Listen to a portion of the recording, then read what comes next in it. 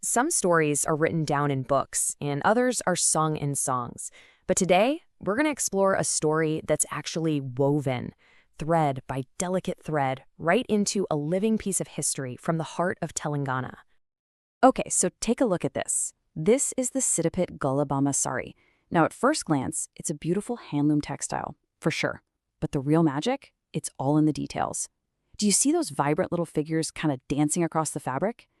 Each one of those is a character in a story, a woven silhouette of an entire culture.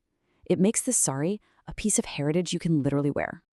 So what is it that makes this saree so instantly recognizable? Well, it all comes down to a single iconic figure, a signature that's woven in thread and carries the weight of a whole story. The name itself is the biggest clue, Gollabama.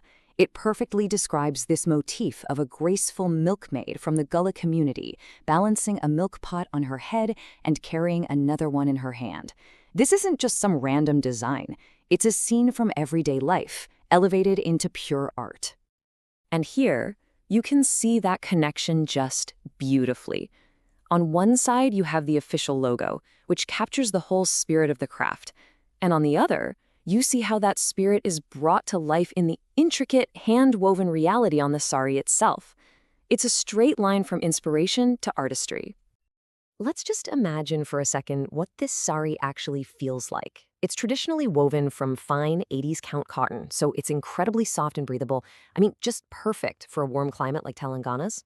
It drapes with this natural grace and has a subtle sheen to it. But here's the most incredible part. Those Gollabama motifs, they are woven in entirely by hand using only cotton thread, completely separate from the main loom's operation. So where do these beautiful figures even come from? It's not just about weaving technique, It's about the enchanting folklore and the real-world inspiration that's stitched right into the soul of this craft. Okay, so one of the most famous legends is about a queen named Gollabama. The story goes that she was tragically separated from her husband, King Vikramaditya. She was forced to live as a humble milkmaid just to survive. But eventually, the king found her, recognizing her as she was selling milk.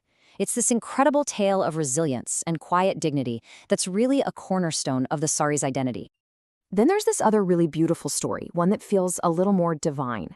A weaver was said to have had a dream where a goddess told him to capture the image of the simple rural milkmaid on his loom, basically to show that you can find something sacred in the grace of everyday women and their work. But, maybe the most poetic story is the one that's actually the most real. It's said that weavers from long ago were simply inspired by the world right outside their door. They would watch the shadows cast by the real milkmaids of the Gullah community walking with their pots, balanced perfectly on their daily rounds. They saw art in reality and decided to weave it into something permanent. But, this is where our story takes a bit of a somber turn. Because for all its beauty and history, this vibrant tradition faced a very real threat of disappearing forever. The sound of the handloom, it began to fall silent. To give you a sense of just how big this was, let's go back to the 1960s. At its peak, Siddipet was a bustling hub for this craft, home to nearly 2,000 weavers. Can you just imagine that? A community where the rhythmic clack-clack of the loom was like the town's heartbeat?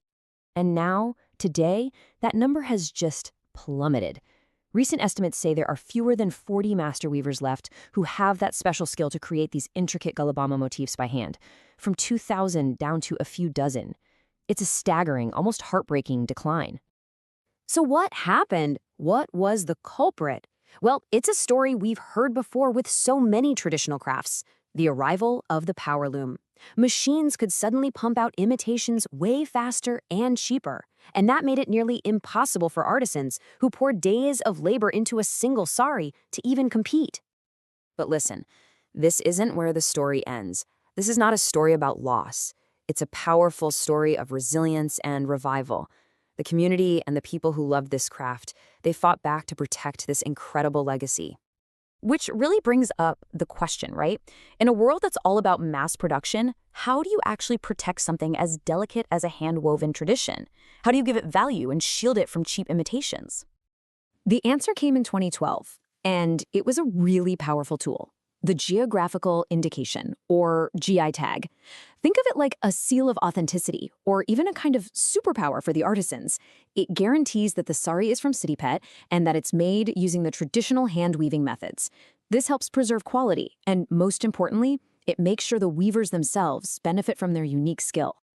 And this is what it looks like. This is that seal of protection we were just talking about. So when you're looking for an authentic Gollabama sari, this is the mark of a genuine piece. It's just a small logo, but it represents the survival of an entire artistic tradition.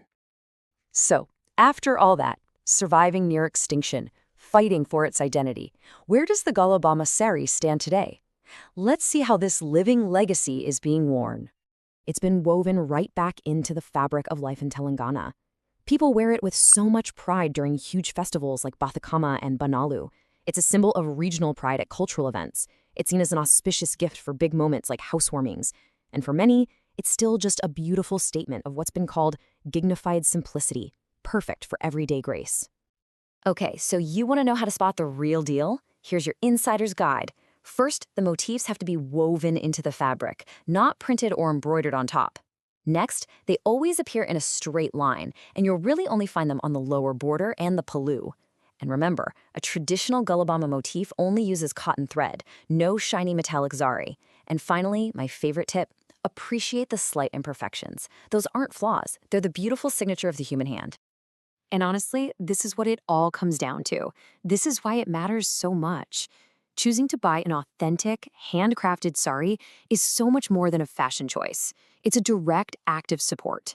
It's ensuring that the economic benefit goes straight to the artists and families who are keeping this incredible art form alive against all odds. Which kind of leaves us with this one final thought to take away. The story of the Siddipet Gollabama is a story of survival. But in a world that is so dominated by fast disposable fashion, its future, and the future of countless crafts just like it, really depends on us. It makes you wonder, doesn't it? How do we make sure these beautiful living stories don't unravel for good?